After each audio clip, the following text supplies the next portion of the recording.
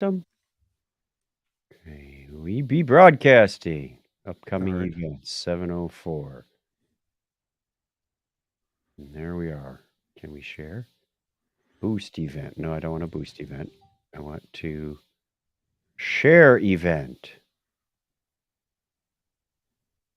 Video from this event. And share as me. Done. I like how this is the first thing we have to do when Yep. when we go to broadcast. Well, if Facebook had some open APIs that we could tie into, this would be much simpler. Wouldn't it? And if StreamYard had some APIs, this would be much simpler. Oh, StreamYard doesn't have any? Nope, not yet. But now Oh. that we're in it, we got enterprise license a couple weeks ago. So now that we're an enterprise customer, we'll have some say in that. What was you said enterprise training? Huh? No, it was like the public one where you pay $60 a month or something. Now we have enterprise where we get multiple accounts and security and 700 hours of recording instead of 50. So lots of new stuff. Wait, you say 700? How much did you say? ServiceNow has an enterprise account. Yeah, We no, I do. mean, storage. I mean, Yeah, storage. 700 hours. Right. Wow. Which means it's like getting a bigger hard drive. It just means it'll be longer before you really get in trouble, and cleaning it up is gonna be a pain in the butt. Yeah. Hello, Mr. Tyler. I already put that up there. You weren't Yeah, I paying see that. attention. No, I was replying. I was saying it to him. No, I put it up and took it away, and you put it back. I didn't touch it. Oh, I thought I took it away. No. All right. I'll do it again. No, don't. There. Very nice. All right. Let's start our podcast. May. Try not to spill water on anything. And hit the recorder in 3. Here, I got to put this screen over there. Now we can go. All right. 7:04. Okay. Recording 3, 2, 1. Technorama episode 704, Pie Hangover Day.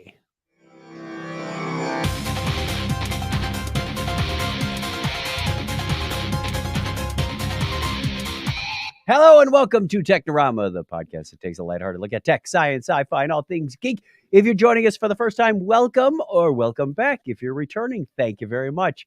My name is Chuck Tomasi from sunny Phoenix, Arizona, and with me as always right over there is Craig Stepp. How are you, Craig? I'm doing good.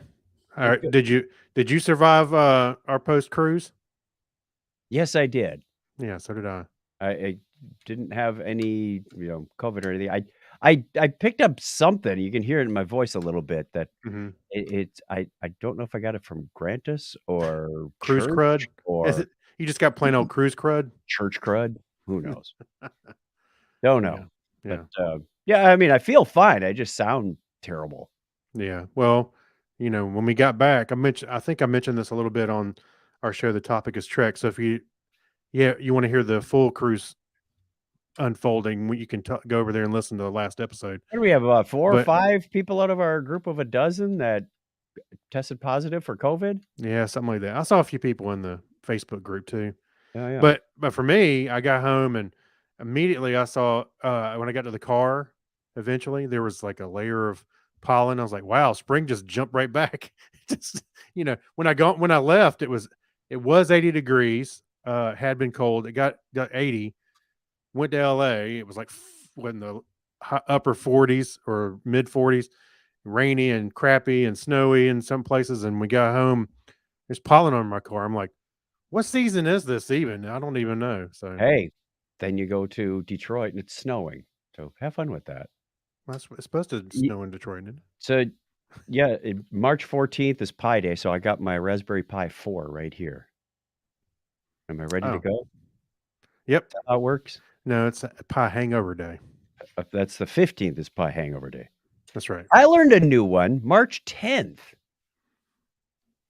It said Happy MAR 10, and it has a picture of Mario. Happy Mario. March 10th is now Mario Day. Mario I Day. never Okay. heard that before. That's very Yeah. creative. I like that. That's pretty funny. So wait a minute. Okay, that Raspberry Pi you had in your hand. Yes. What do you use it for? I haven't used it yet. I'm figuring it out. It's Oh. it's a Pi 4 in an Mhm. Argon 2 case. I like So that you case. your Yeah. GPIO. This is a nice case.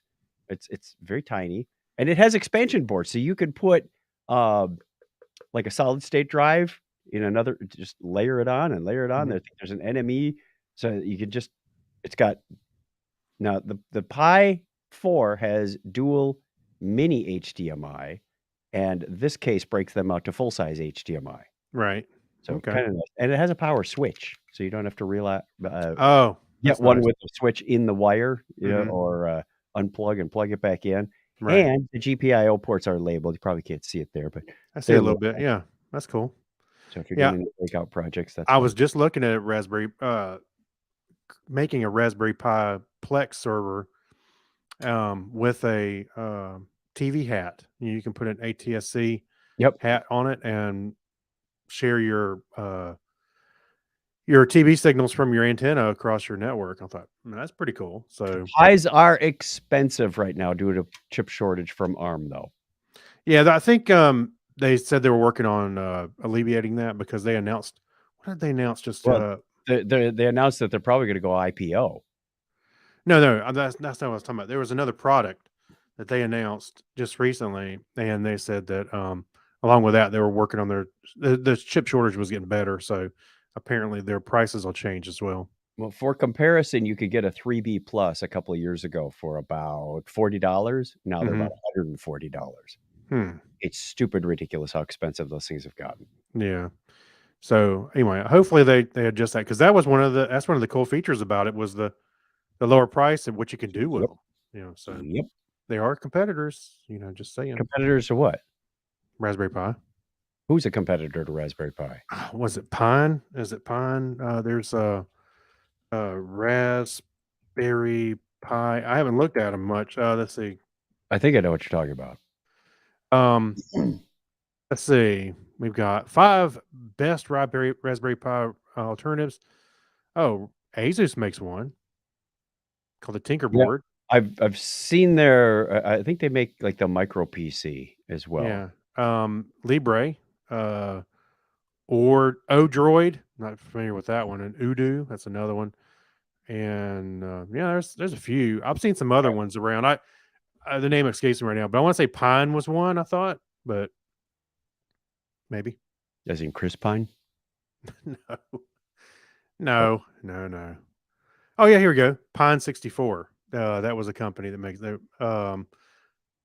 Yeah. So there's one. And there's another one. Pine Box. Pine Box. You don't want the Pine Box. Oh, I did not. Hold on. I didn't get our voicemail ready from Crazy Joe. What? Yeah, falling down on my duties. I know it. Let's see. I can get it going real fast though. Yeah, go Google ahead. Drive. So, tell the Feedback. listeners a little bit about yourself. Yeah, we'll play the feedback music while I scramble, and then we can read the feedback, and then we'll play his music. Okay, sounds good. Scripting the show on fly. Looking for the voicemail folder. Read one in and pull one out. Copy, paste, and pull one out. Got it. Today's show was brought to you by the letter T. The letter pi. Yeah. P. There you go, P. P for pie. That's right. All right, now I got it. Hey, it's Crazy Joe. Question: Yes. latest episode of a television series. I am going to cheat and give you my answer, and then I'm going to give you a couple runners up. So I'm going to give you a few here. But my answer, my definitive answer, Buffy the Vampire Slayer, season 6, Once More with Feeling, aka the musical episode. It does not get any better than the musical episode of Buffy the Vampire Slayer.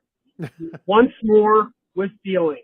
I can watch that over and over. So I'll give you a couple of runners up. All right, hold on before he goes on. Have you watched Buffy? No, I didn't. I never did. I'm most of the way through the first season, but something else keeps interrupting. It's like, oh, I got to catch up on Star Trek. Oh, we've got new episodes of 1923. So it's Yeah, like in my backlog. right. I haven't gotten to season 6 yet. But I'm going to say the show did not age very well, in my opinion. Well, it's one of those shows that was kind of on the outskirts of my circles. It's like people that Yeah. were watching it. I was like, I don't know. I guess the vision of the movie was in my head, and I was like, I just wasn't into it. But I'm sure the show's a little bit different. It's kind of like some of these other shows that I went back and watched later. Hmm. So I'm getting there, but again, it's really low on the priority list, so it's not making too many episodes a week. Okay. All right, let's continue. Where All were right. we? I'll give you a couple more Buffy episodes. Season 7, Conversations with Dead People. Season 4, Hush. Those would definitely be in my top episodes of all time of any series. He's done his homework. Deep Space Nine, Far Beyond the Stars. Agreed. Duet from season 1. Yep. And season 5 or season 6, In the Pale Moonlight. Absolutely. The one with Garak and the Romulans and Ishak. Oh, yeah. And then Star Trek, the original series, City on the Edge of Forever. So those Yes. are my runners-up. But my definitive throw down the gauntlet best episode of any series ever is, without question, Buffy Once More with Feeling. All right, guys, keep on wearing the pajamas. Reminds me of Kentucky Fried Movie. This time with feeling. All right. Anybody listening to this show that wants me to watch Buffy needs to leave some feedback.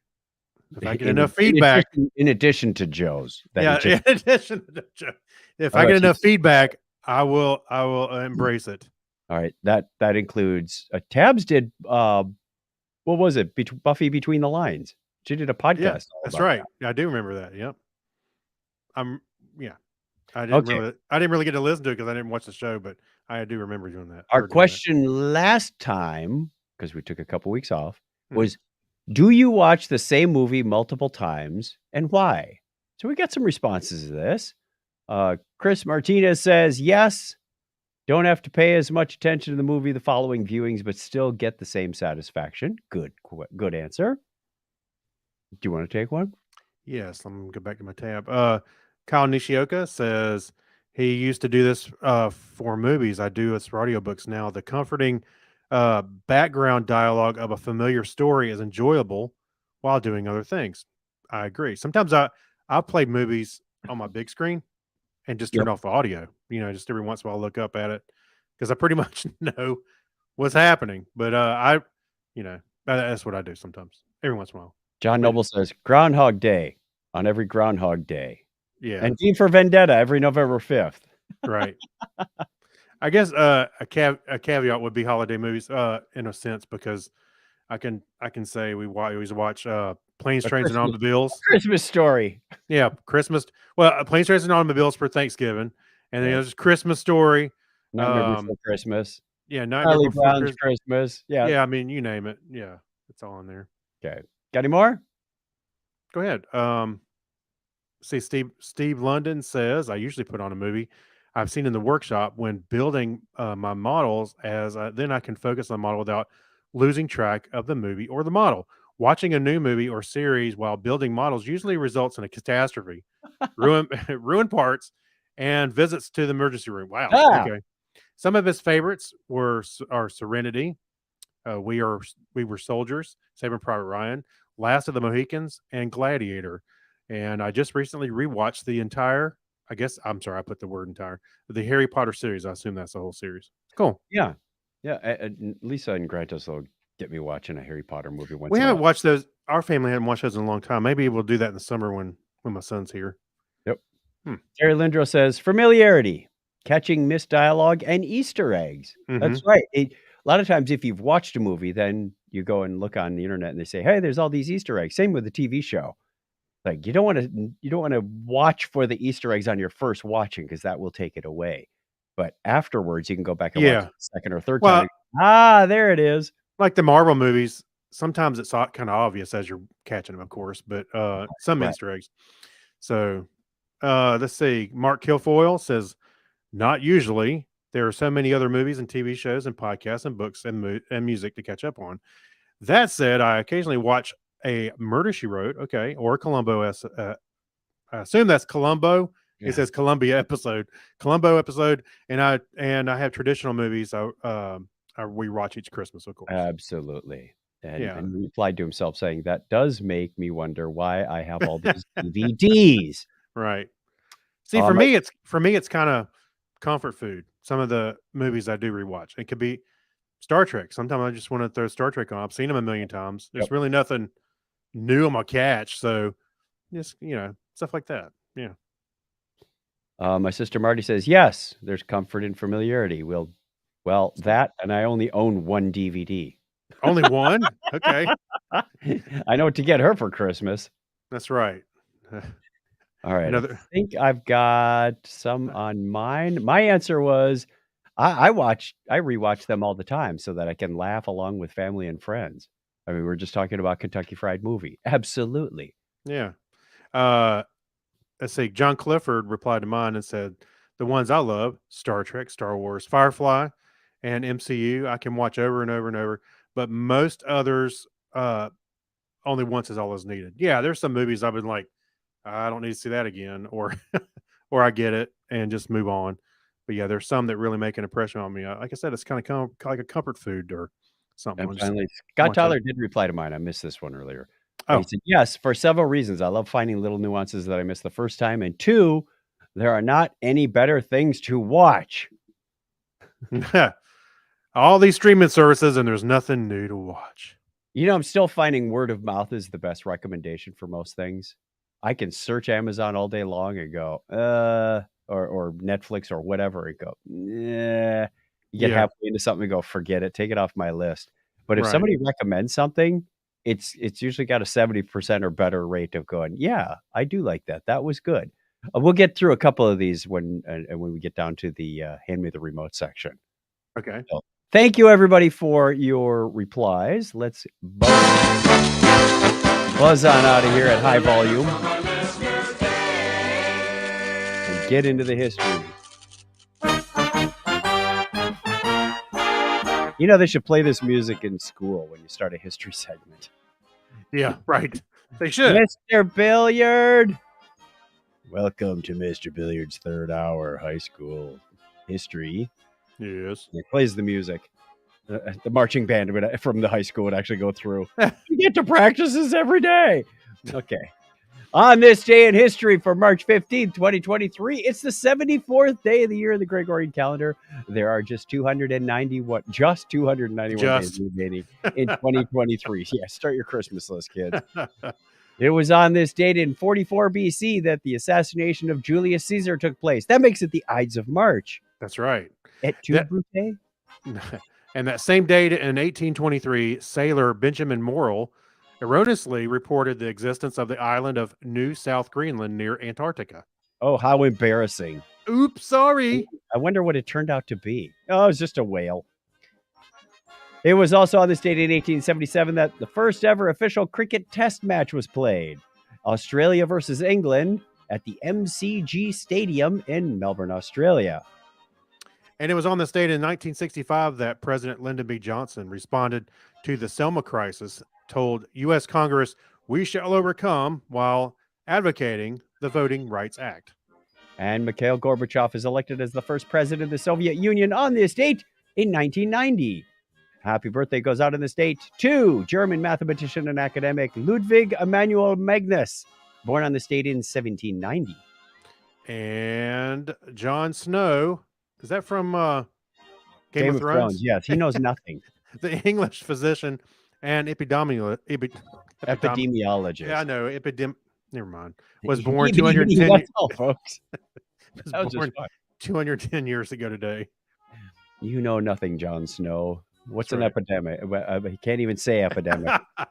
Austrian composer and conductor Eduard Strauss, not to be confused with Johann Strauss, was born 188 years ago today. And born March 15th, 1868, English mathematician, Grace Chisholm Young. Belarusian Russian physicist and academic. This ought to be fun. Nobel Prize laureate Boris Alferov was born on this date in 1930. Not bad. Sounds right. Born March 15th, 1932, American astronaut and pilot Alan Bean. And also turning 88 today is the American actor Judd Hirsch, from Taxi and many other things. Yes. Wasn't he also in Independence Day? Yeah, he was. And He's he's been in a lot of stuff. Lots of He's stuff. done a lot of stuff. Mhm. Listener birthdays this week include Michelle Lopez, a.k.a. Country Signs, on the 16th. Greg Lemon, a.k.a. GregoryLemon.com, on the 18th. The 19th has two birthdays. JT Shea of the former Gigcast. Is the Gigcast still a thing? I thought it went out.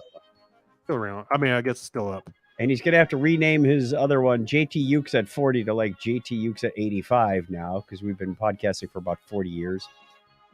19th of March is the birthday of the former owner of this house. We celebrate the oddest things, don't we? Because it's Michael R. Meningay.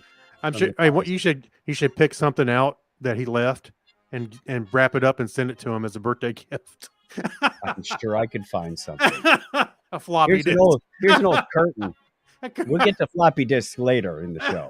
And the man who called in with the voicemail, Crazy Joe Fiore, on March 21st of Mega Podtastic. And honey, I've got to see this and many other things that he's doing. Go look for Crazy Joe's adventures on the internet.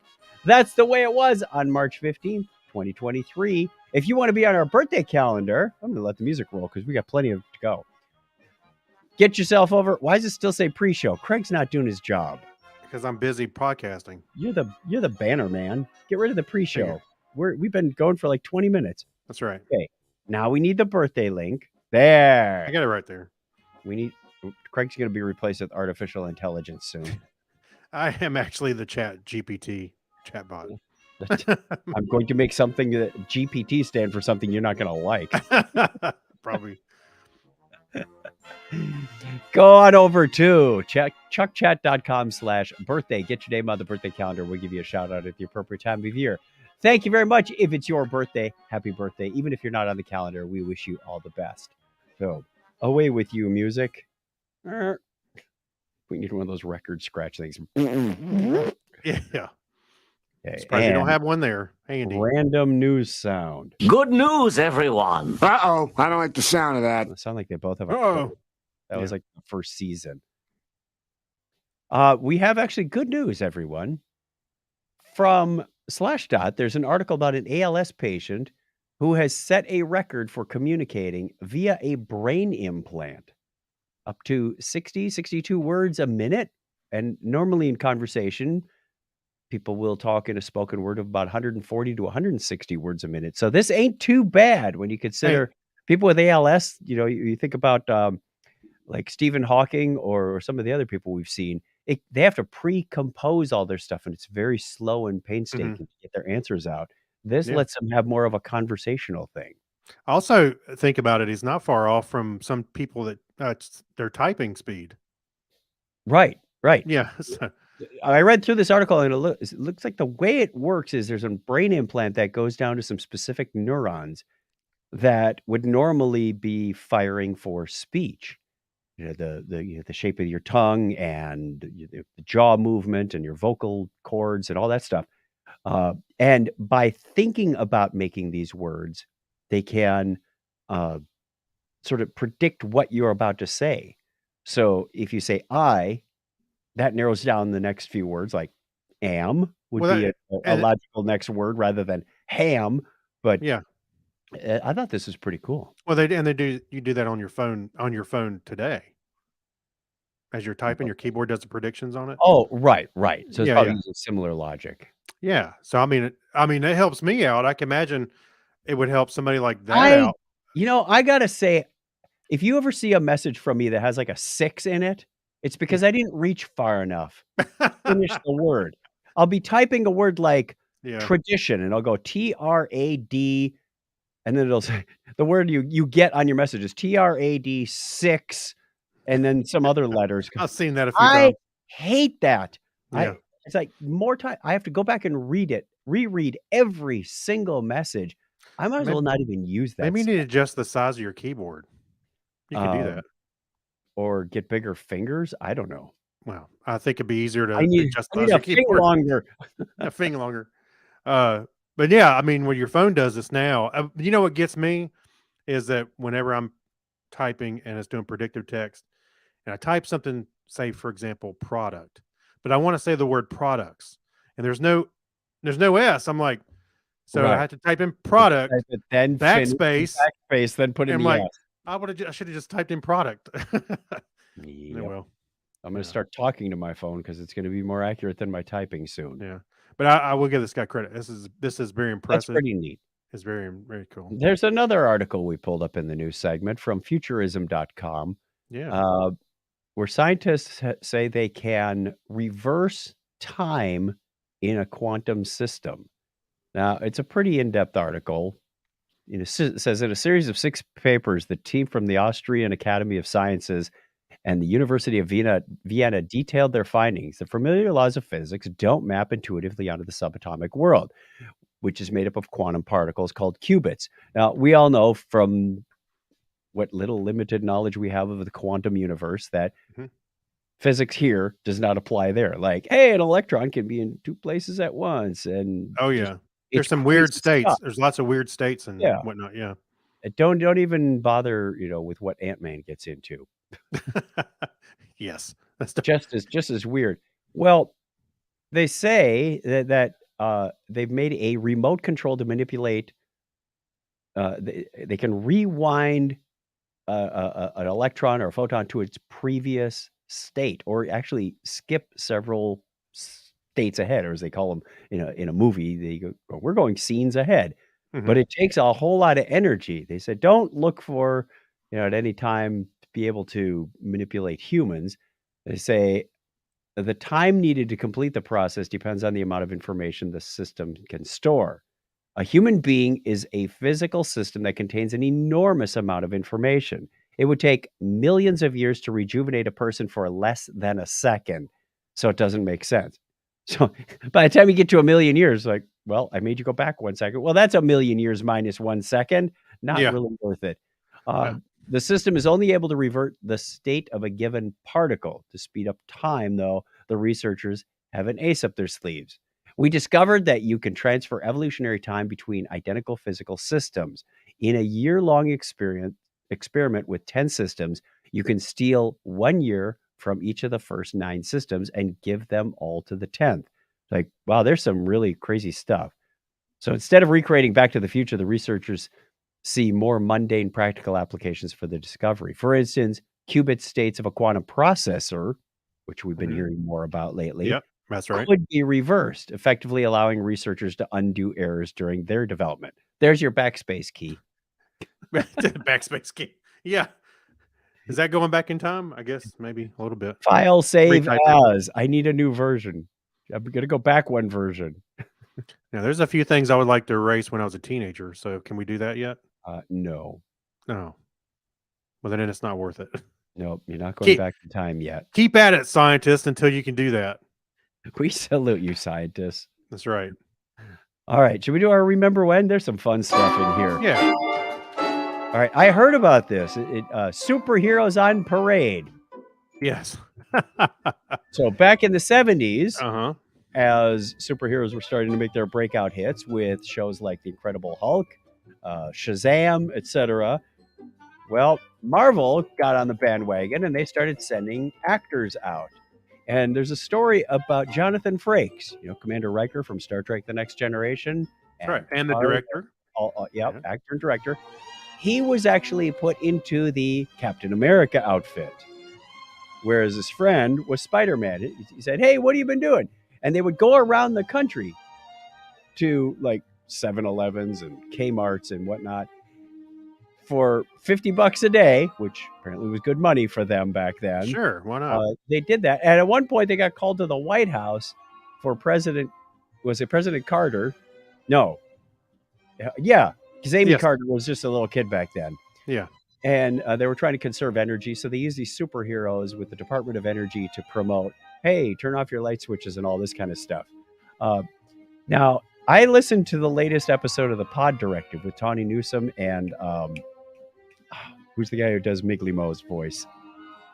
Oh, yeah, yeah. Shame on us, right? I gotta see Yeah. his face. They had Paul F. Tompkins. There you Paul go. F. That's it. Yeah. Wasn't he on the cruise too? He was supposed to be. I think Okay. he was. Anyway, they interviewed Jonathan Frakes, and he talked about this situation. So it's kind of Yes. odd that this story came out when it did, because they talked to him before this story came out. And he was saying, yeah, me and my friend, what was his friend's name that played Spider-Man?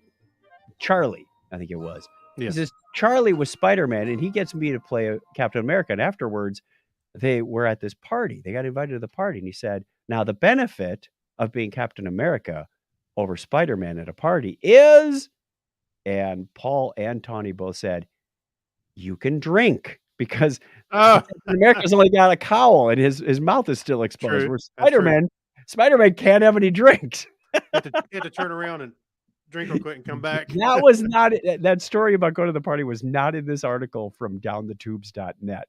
But so I feel like I got the full perspective from the man himself on this one. Yeah. It was really kind of funny.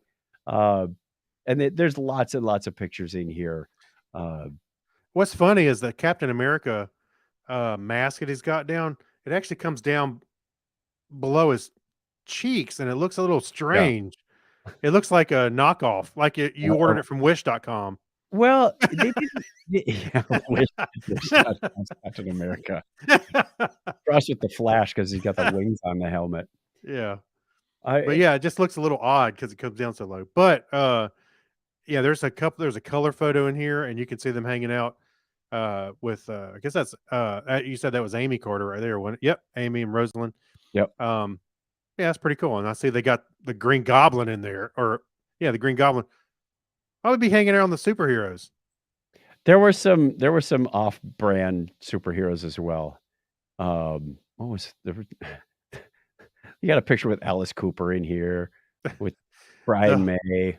Hey, the guy playing the Hulk. The Hulk looks like. All right, so in the parade at Dragon Con, there used to be, I hadn't seen him in a while.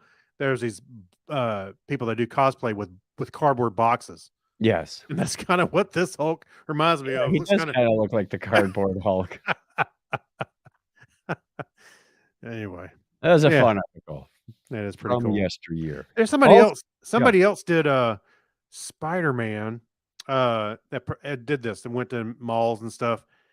And I can't remember who was in the interview that was talking about it, but they did this for a while too. We showed up at malls and stuff, and anyway, so somebody else did it. I can't remember. If you remember, let me know. Let's do another fun story. This one's from Gizmodo. As recently as this past week, it says that Chuck E. Cheese, the pizza place with the robots, they still use floppy disks to control its nightmare machines, as they call it. Now, it's not the floppy disk that controls it. That's their distribution media. So they have a video of a guy, what is he, Pizza Boy, something or other. He's got a TikTok channel. Right. He explains what the process is. You feel like you're in the back room and there's this rack that has the robotic control machine. Yeah. And he pulls out a floppy disk, and it's a DOS machine, so it does an auto exec and copies the files from the A drive onto whatever their system is. And you can see, although it's backwards, why don't people reverse their videos? I don't know. Yeah. I hate writing. Anyway. Chuck E. Cheese, Evergreen. Yeah. Rookies. So he loads up this floppy, and it copies all of the robotic animation control files to the system. And then he's got 2 more CDs that he puts into the CD drives. Yeah. And those are like libraries of routines. So it's not that the floppy is controlling it. He pulls the floppy out afterwards and boots up the machine. It's like it's just enough to boot it up, I guess. It's their distribution media. It's like, hey, you need files. And the reason they do this is because it's too expensive to replace it with anything else. Well, they say that Chuck E. Cheese has gone through and said that they are doing some remodeling and renovation, and they are going to have a new system, but they weren't available for any comments on what that new system was. I'm thinking you could do this over the air now. Just over the air, or at the worst, some USB drives. A couple of REST APIs and you're done. I mean, hook it up to Wi-Fi and Now that is weird. He didn't reverse his video, and I'm looking at the screen loading up all the files, and it's Right. all backwards. It's all like .ced files. It's all on the That's what I'm right saying. hand It's side. like take 5 minutes and rewind your video. That's kind of funny. Yep. You know, Rookie. you think, this is the state you think Chuck E. Cheese would have been in like 1990, and here it Yeah, is. pretty much. Yeah, Well, we saw this when we were at the Star Trek experience. Their flight simulators are running Windows 3.1. that's Like, right. if it works, why replace it? Well, Why they did some renovations there by getting rid of everything. some of the props went somewhere else. Unf- All right, we also have another story. Speaking of 1990, back in the 90s, when Minesweeper was all the rage, apparently Bill Gates got addicted to it at one point. Hey, once I got the hang of it, I liked that little game. It was kind of cool. I think I played it once or twice and just went, nah, I don't need to spend my time here. But apparently Bill did. There Right. was sort of an internal competition of how fast you could solve the entry level. There's like basic, intermediate, and expert. And people would have contests to see how fast they could solve the basic mode. And Bill came Right. up at one point. They didn't even know he was playing it. The developers were having this scoreboard. It was in a text file on the network somewhere. On a floppy at Chuck E. Cheese. It was the honor system to see who could solve the puzzle the fastest. And they were surprised when one day they got an email from Bill. It says, "Hey, I got it in 10 seconds. Is that good?" And they went, "Whoa, first of all, Bill's playing. Second of all, the record's 8." So Yeah. he kept at it. And Melinda, they weren't married yet. It was Melinda Parker back then. Uh-huh. That sounds right. I'm trying to find it real quick. Anyway, Melinda Oh, French. French. That's right. Of course. Melinda French was her maiden name. And she said, "Please don't let him play this anymore. Don't tell him when there's upgrade. Don't tell him when there's a new record." So what one of the engineers did is I don't know if it was a bot or something, but he found just the right pattern where you could solve it in 1 second. Now, you have to keep in mind, Minesweeper's clock starts at 1 second. So it effectively took like 1 click or no clicks or something. And he I said, don't see how "That's you the could do record." that. It was like all of the magic stuff was down in one lower right quadrant. Okay. I don't understand either. So apparently you can. I don't know if it was bot driven, if they even had bots on Windows 3.1 back then, but I think that's what put Bill over the edge and went, "Well, I can't beat that, so never mind." Well, look, he got the high score that quick because, see, look at it this way. He was the CEO and rich. The other guys actually had to work. for No, each he had to hour. work. Melinda said he's got important decisions to be make. Sure. Don't let him waste his time on this Well, stuff. he can make the decision in like 2 seconds. He can just play this for an hour. Says the boy who's never been CEO. Yeah. And will never be. I don't want that job. Because he plays games. Yep. Yeah. There's no way. All right. That's the end of the Remember When. Let's Hey, get on with our congratulations, you're the CEO of Technorama now. I got to make big decisions. Right. All right. Let's do the Patreon. All right. Thank you to our patrons. You are the ones who make this show happen. You keep it funded for bandwidth and hosting and everything that comes with it. We are carefully monitoring our budget, the income, the expenses, We are. right down to the penny. Oh. Oh, yeah. Yeah, there's a big old spreadsheet of this stuff. So thank you very much to Alexis Duran, Amber Elstad, Amy Bowen, Abner Braverman, Ben Vaughn, Brian Brown, Chris Martinez. You know why these names are familiar, Craig? Why is Because I that? just emailed them all their pictures from the crew. Oh, that's right. I did see a reply or two, I think. Chris MC, Dandy Man Coyer, Dean Jensen, Denise Inglis, Gary Lindros, John Clifford, John Noble, Jorga Schrauen, Crazy Joe Adventures, Kyle Nishioka, Leon, Mark Kilfoyle, Brad Miller, Mike Wills, Saturday Morning Media, Stephen Weshy, Steve Therian, Steve Cody, Steve London, and Tim Cook. You should have all gotten a picture of Craig and me in various places on the cruise With a few other sign. people. Yeah, sometimes we had a few other people. And we had a sign that said, "Thank you." It would say, like, "Thank you, Denise Inglis," from Chuck and Craig.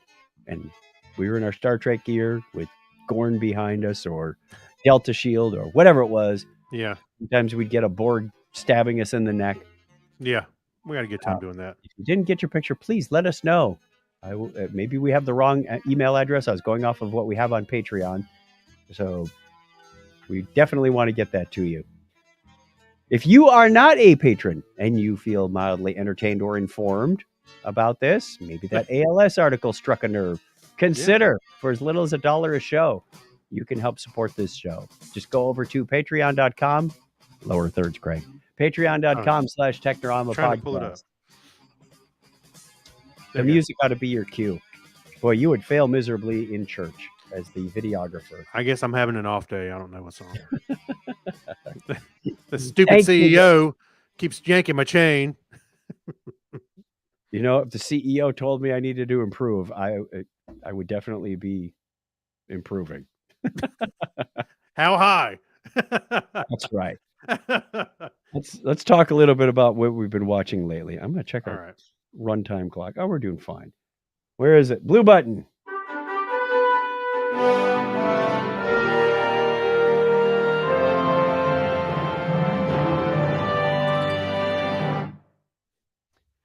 Was that your harp playing? That's what I was doing the harp at the end. Yeah. I Isn't thought that you how were they play? conjuring up a spirit or something. Yeah. That's how you shred on the harp. All right. I see you added a /Craig into this one. So apparently we both started watching History of the World Part 2. I am a big fan of History Yes. of the World Part 1 from 1981, Hey, 1982. And Mel Brooks, of course. And Mel Brooks, of course. Yes. Yes. Many fond memories. This kind of gets back to watching movies over and over. This is one we definitely watched over and over to laugh Oh, yeah. along with friends and family. When that question came up, I thought that was one of the first things that came to mind is how many times did we watch History of the World? Say, Josephus. Oh, I watched it a bunch of times, but it was Right. one of those movies that I watched on HBO when I wasn't supposed to be watching HBO late at night. Oh, You know, but I it stuck was up on when everybody's HBO. sleeping. It was on HBO. Like I knew the cable box code, so I'd get up and I'd turn on and have the volume turned down really low and watch the while everybody was sleeping. Yeah. Oh yeah. That and the Paul Hogan show, and I'd watch Benny Hill, a few things like that. I'm sure Now, unlike History of the my World, dad's gonna be listening to this going, what? You're in trouble now. You're Not grounded. You're grounded. Unlike History of the World Part 1, that was one 2-hour movie. This Yeah. is several parts. Each of them is what, about 30 minutes or so. So They still have little chapters in there. I'm like, yeah, so the look at Civil it this way. War. Yeah, each night it was like each day they were released 2 episodes. It was like an hour a day, really. Yeah. Oh, it is. Yeah, it's coming out in batches. Mhm. And I don't know. Is it done? Yeah, it was just during the week. I think there was only 8 episodes. Oh, okay. I haven't finished watching all of them yet. Yeah, What are your thoughts? What are your thoughts?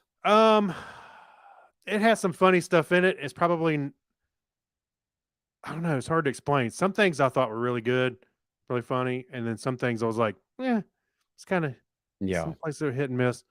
It obviously wasn't as good as I remember the History. Well, of the you got to World Part remember One. we're not 14 anymore either. So there was a certain element of My humor, my sense of humor has not changed much since. Not much, but there are a few things like that might have been funny if I was with a bunch of friends and I was 14 again. So, well, and that has a lot to do with it too, whether you're watching in a group or you're watching by yourself. One of the things I'll tell you, one of the parts I enjoyed is because one, I like Larry David and Curb Your Enthusiasm on HBO. It's on HBO Max, and when they did the betrayal of Jesus, and that in the style of Curb Your Enthusiasm. Oh my God, I thought that was funny. That was funny. That was good. But there was some other good scenes. Yeah, the Civil War thing had some interesting parts. And if you start watching it, don't think that the story is over because they come back and they hit the Civil War a couple more times. It's not like, that was a weird ending. That wasn't funny. It's like they come back to it. Yeah, there was a couple times I was like, okay, I guess that's where we're leaving it. And then we came back to it. Yeah, that caught me off guard too. So yeah, you've been warned. If you're a Mel Brooks fan, go watch it. I'm sure you'll enjoy it. Oh yeah, I'm enjoying it enough. I think it's fine, but it is a little hit and miss in some places, and some things were really good, and some things were so. I got another one from Netflix. It's called Cunk on Earth. CUNK. I think I saw an ad for that, so do tell. It's the host. She goes by. It's Diane Morgan, who is one of the comedians. If you've watched Netflix's like end of 2020 and end of 2023, Right. The she's wrap up, the year and wrap up yes, thing. yes, Uh-huh. and she's one of the plays like the idiot. Well, if all the people were here, where would they be? You know, one of those where you're going. That Oh, was yeah. so stupid. It was funny. Yeah. Well, she does this mockumentary of time. It's kind of a history of the world. It's really funny. Um, and it comes across so straight. And at points, she does these face-to-face interviews with real historians, real archivists, and she throws these questions at them, and they just stop in their tracks because they don't know the answer. I wish I could recall some of them off the top of my head, but it's funny from that standpoint. And then there's a couple that just made me laugh. She's talking about the Industrial Revolution, and she said, uh, now that uh, she said there's this substance we're all addicted to, and if you were ever to go have this substance taken away from you, withdrawal symptoms would be fatal almost Uh, immediately. It's uh-oh. called air. Yeah. Right. Well, she's Look, it's talking already working. You're already she's choking. talking about the Industrial Revolution. She gets to the Titanic, but she doesn't call it the Titanic. She calls it the Titan 1C. Oh, I know what it was. She was talking to this army guy, this military guy, big burly guy. She goes, "Let's talk about the Soviet Onion." He says, "I think you mean the Soviet Union." No, no, that wouldn't make any sense. It says I read somewhere it's called the Soviet Onion. He says, "All right. Well, I'm sure they have onions in the Soviet Union." Uh, and she says, "Do you think they also have like leeks and beets and turnips?" "Yes, I'm sure they do. They make a very nice stew." "You seem to know a lot about vegetables in Russia." It's not even a specialty. She Yeah. steered the whole conversation that way, and Oh, then that's funny. he just kind of played along rather He than went getting with it? stopped in his tracks. Okay. Yes. Yeah. All right. Okay. Well, I think my favorite laugh out loud moment was when she talked about Einstein, and she said, when he came out with his famous equation, E equals Mc 2.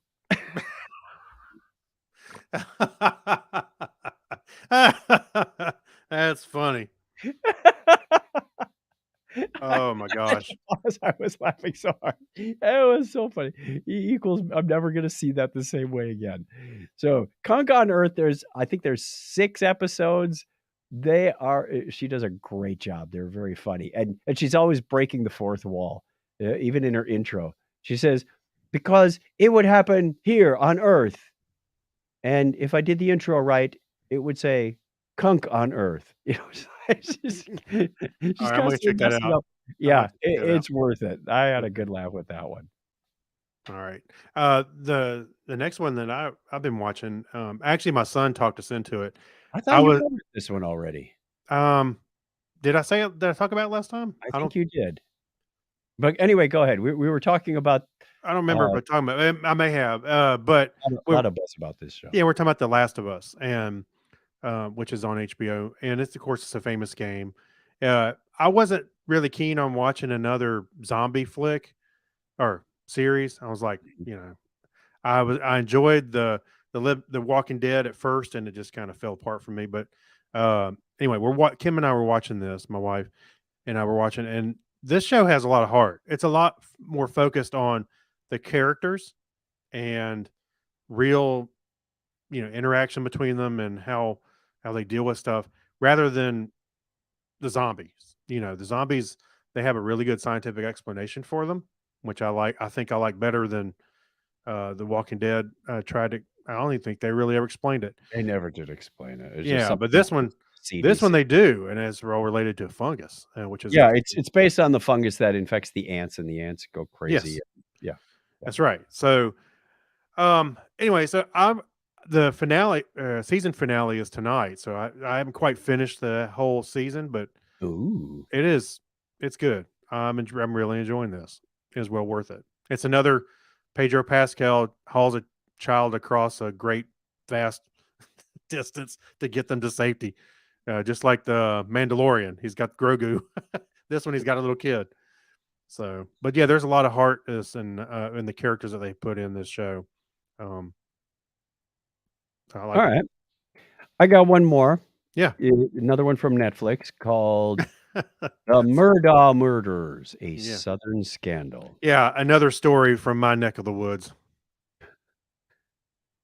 Well, this is of course about Alex Murdaugh, and he's been in the news a lot. This was Yes.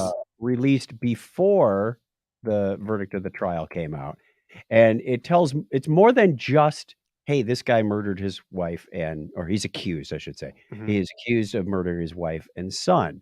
It's like, how did we get to that point? And it goes back many years. Oh, yeah. It's the kind of the story about absolute power corrupts absolutely, because he Mhm. was like the lawyer for 3-4 generations in his family. I think he in pretty this much county. ran that town. He Ran that town, didn't he? pretty much ran the county. Yes. Mhm. So anytime something came up, like, oh, my son got in trouble, we'll just wipe that away because Yeah.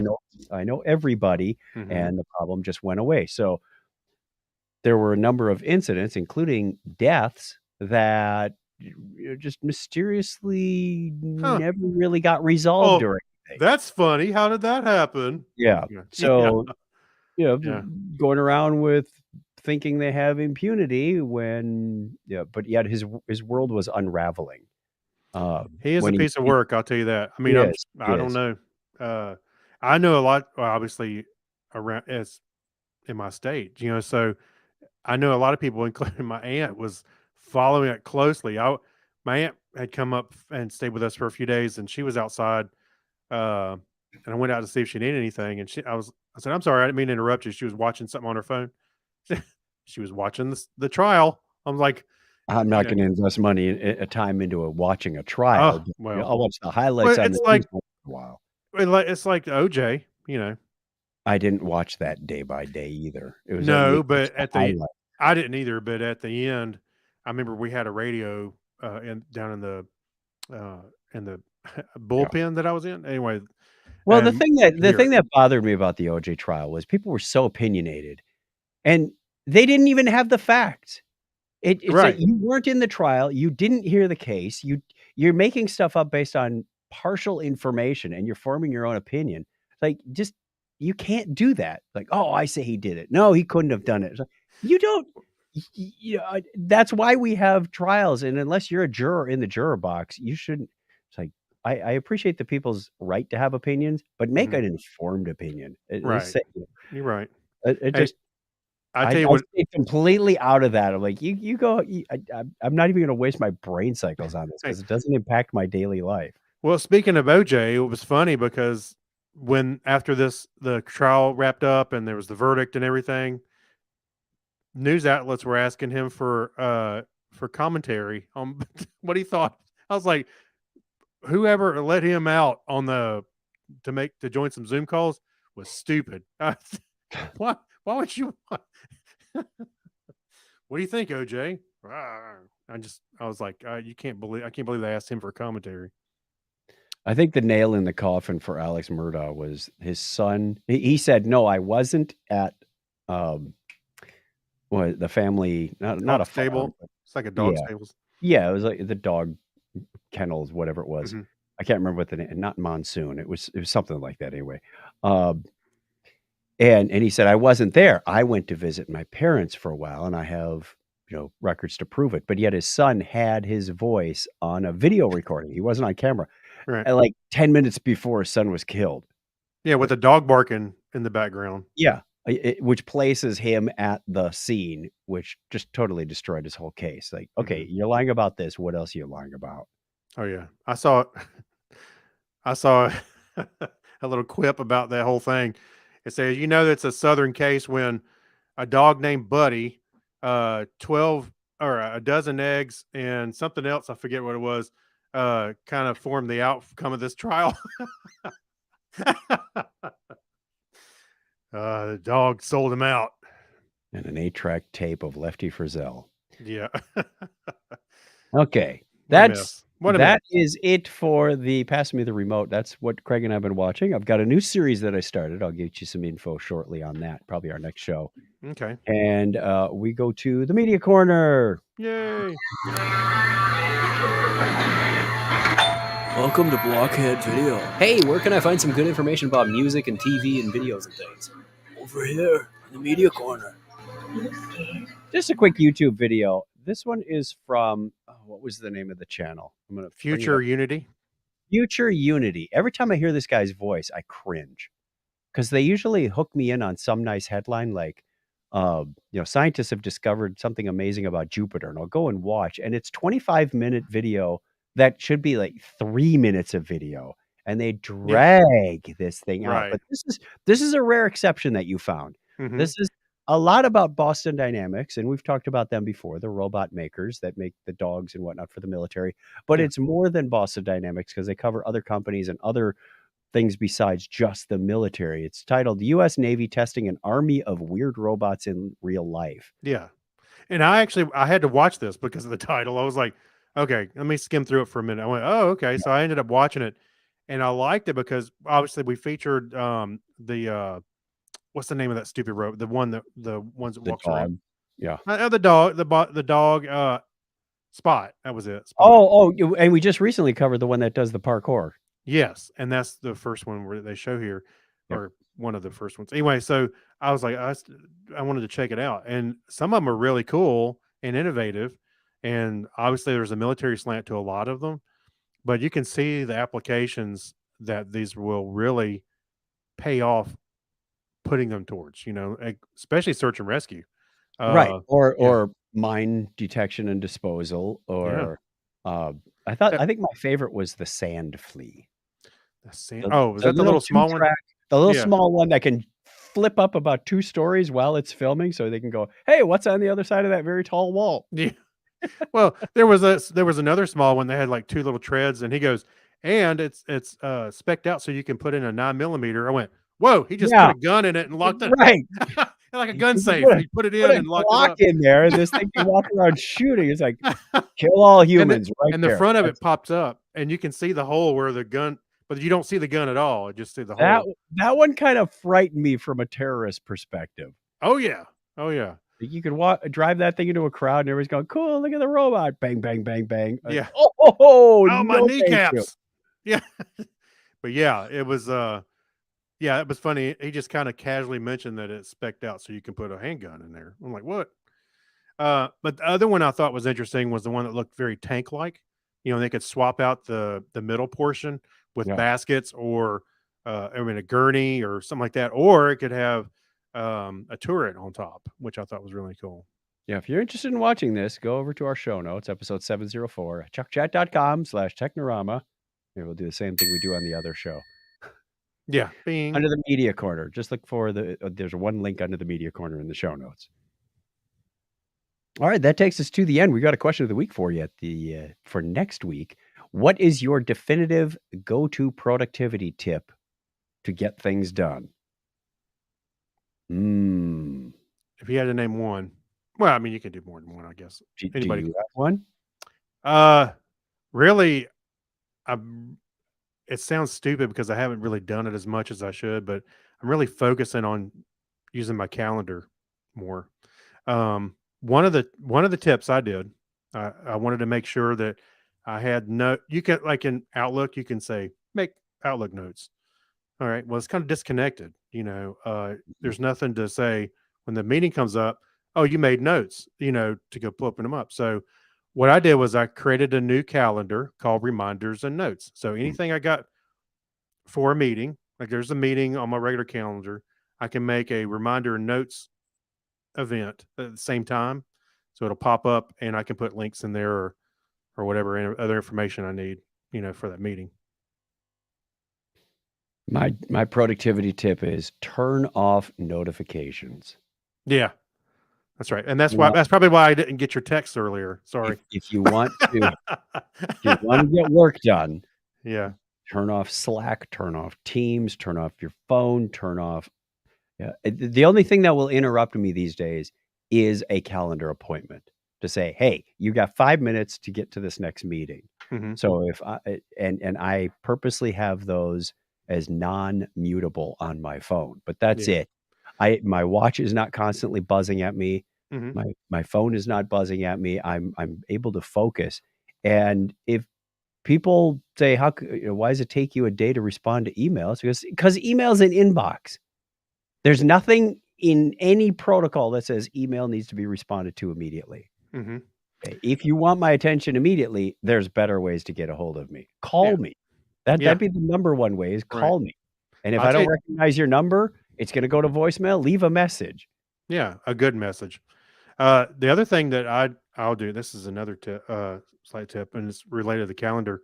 The night before, the empty spaces on my next day, I'll make Yes. sure that I block them off because I got to get some stuff done myself. If they're not spoken for, The night before, I'm doing like that the week before. well, I don't want Now to fill 2 up the whole weeks before. calendar because there No, might but I somebody, block off and I say, I know I need yeah, next week, I need to get this. This is my weekly yeah. goal. Well, So I'm I just go, saying well, when am any, I gonna do it, Chuck? You're gonna have 2 hours here to work on the keynote. You're gonna have Mhm. 2 hours here to work on this presentation. You're gonna have 2 Mhm. hours, so I am What I'm I am saying, doing it before yeah, I'm anyone saying else.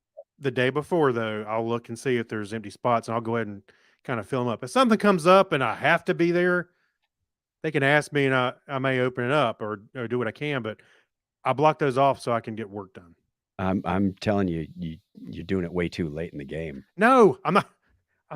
I'm, I'm just saying that's a day to day. I mean, yes, I do go block time off Oh, a okay. week ahead. I'm just saying the night before anything that's there because usually if somebody needs to make an appointment immediately, it's probably not something that needs to happen immediately. Exactly. Yeah, but there's Alright. occasions, and my boss says, "Hey, I need to meet with you." And usually when they I'm- land something on top of another appointment, they're not checking your free busy. yeah, I did find a new trick for that. In Outlook, I'll have to show you later. Okay. Yeah. Alright. We wanna hear your ideas of what's your productivity tip to get things done. Yeah. Send the kids to a movie. Yeah. Buy a mountain house like I did. Get away. Your fortress of solitude. Yes, that's actually my Wi-Fi SSID too. Now we know, you know how to break into Craig's You need Wi-Fi. to know the password, but you know. Superman. What? How'd you know?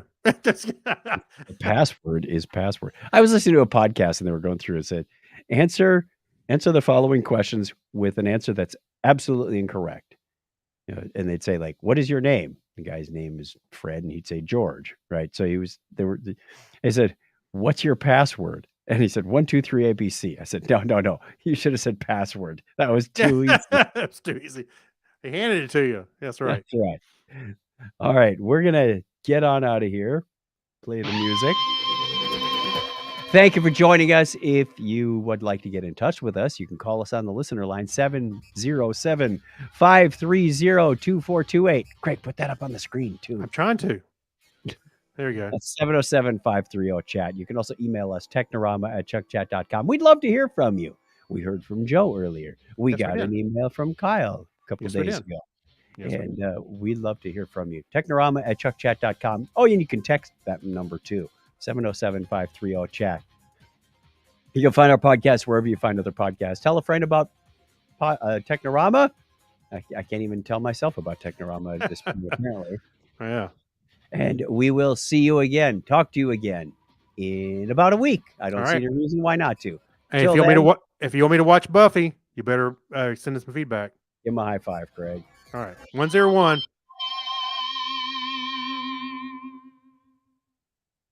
All right, done. We are done with the audio recording. We're to stop the video live stream. So thank you very much for watching, Yes. whether you're watching live or you're watching later. We're going to now record our Patreon show that we will release tomorrow on March 13th. All So right. people will get the Patreon show. This is a little different. It's a topic that something we've encountered that was thought provoking, that got our attention, not necessarily tied to a news story or a website. So if you're interested, that's Patreon content you can get. It's a bonus along with those pictures we sent from the cruise or a postcard from Dragon Con or whatever else we can think up as a way to thank you for being a patron. Thank you very much. And I'm going to hit the end broadcast button now. Bye. Bye.